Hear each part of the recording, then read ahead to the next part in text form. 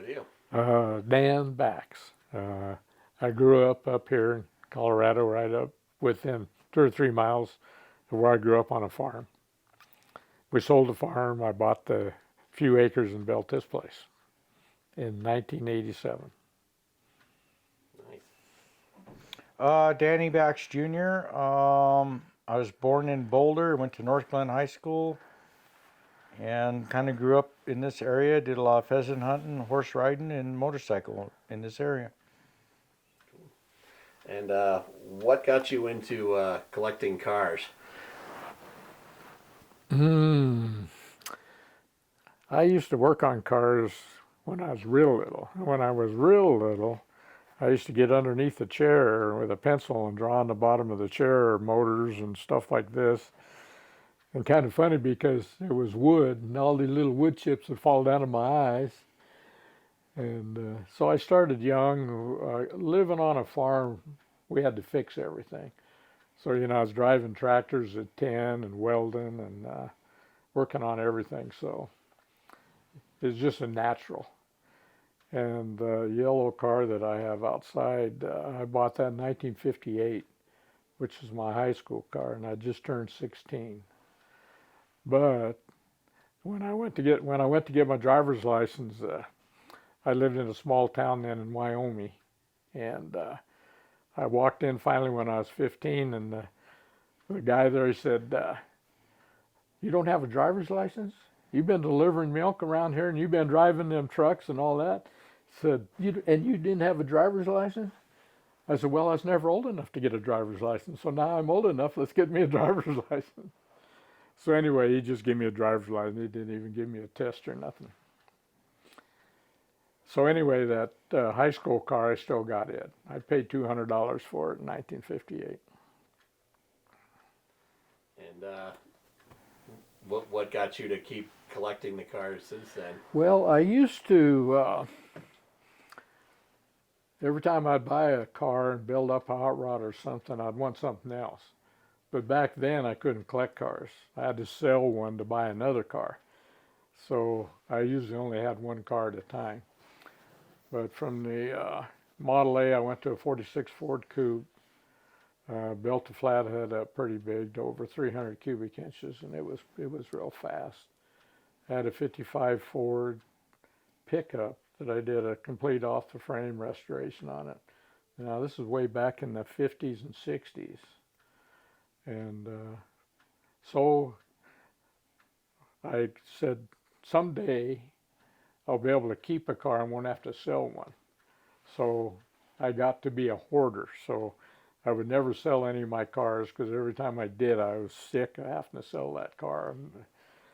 These cars all become part of the family, kind of. And so he had to work on them all the time. He was a parts cleaner as a little kid, and he loved cars too. Is that what got you into cars? Yeah, actually, when I was younger, before I could really know what working on cars were, my dad would buy me these plastic models, and they were snapped together. They weren't glue. So I used to start building all these cars, and then working in the garage. I live in the shop now. When I was younger, cleaning the tools, putting the tools away, sweeping and, washing parts. And, that pretty much got me into cars. And I learned how to fix my own cars, so I didn't have to call him when I broke down. But my high school car was a 49 Ford, four-door, with a flathead V8 in it, 3 on the tree. Mm-hmm. The blue one, just like Dewey's. Yep, just like Dewey's. And always been mechanically inclined.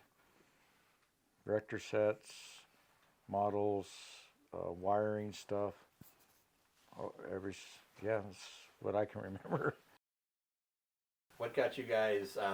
Have you ever been in another car club, or is this what got you into car clubs? At one time, back in the 50s, I was in Prairie Ramblers, what it was called, and it was a little car club in Rawlins, Wyoming. And it was kind of funny because we could never wear our colors except to club meetings. And I thought, man, I want to be belong to a club. I want to wear my jacket everywhere, but they were real strict about that. It's kind of crazy back then. Car clubs were kind of looked at as hoodlums and stuff back in the early 50s and stuff. So in that little town, they didn't want you to think we were a bunch of hoodlums anyway. So after that, pretty much really never belonged to any clubs. And I've seen the Pharoahs a few times, and I remember American Graffiti and the Pharoahs and Bo Hopkins. He was kind of my hero back then. So when I seen you guys, I thought, oh, I'm going to join you guys and see what's going on. So it's been fun. Met a lot of nice people and really enjoyed it. Do you have any follow-up on car clubs, or have you ever been in any other than this one? I've really never been in any other clubs, but since I have a nice vehicle now, I can actually start going to and be a membership to a group. That way my car don't look all rusty, even though it's called rusty. Well, it was rusty at one time. But now, yeah, we built it all. I enjoy it. Have a lot of fun with them. You know, we're traveling and we're busy a lot, so we try to do as much as we can with them, and I'm enjoying it. So at least I get my shop clean when they have our barbecue here. So that's a plus. I get time instead of working on the cars. I get to clean the shop up.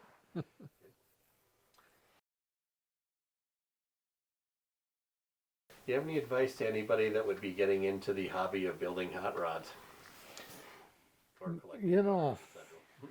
I'm real worried about it because you look around, I'm 81 now, I guess, and I don't see the kids getting into cars like we did. I mean, the 50s, we had the rock and roll music and hot rods, and, it was just cool.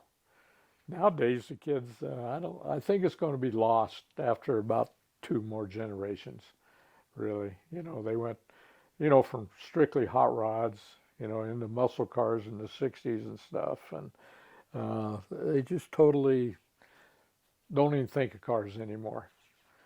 I loaned out my 66 Oldsmobile to a friend's son was graduating. He wanted to take it to graduation. So he come over and we took him out to show him, and he said, "What kind of car is this?" I said, "Oldsmobile."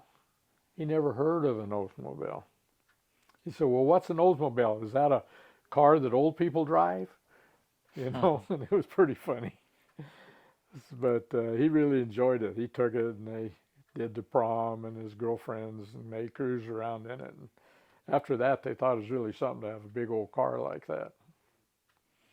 So it was pretty funny. Do you agree with his statement that you think it's a dying art? It is a dying art. It definitely is. I think, I'm in my 50s, and I see a few younger guys in their 20s and are trying to rebuild cars, but I think a lot of them are learning from their fathers or their grandpas. I know one thing to say is it takes a lot of time, patience, a lot of patience. Things don't work every time, and just have love doing it. Because sometimes you want to blow them cars up and throw them outside and clean the shop and get a different one, and you start over. Trial and error. It's all trial and error to get them to rock and roll. Yeah, we really love building them. And working together with your son, it can't be any better, really. That works out good. And so building them, and then it seems like we got too many cars, really. That we're always having to work on one. Where if we had 1 or 2 cars, we could be driving them all the time and having fun instead of working on them all the time. He works on them and I drive them around.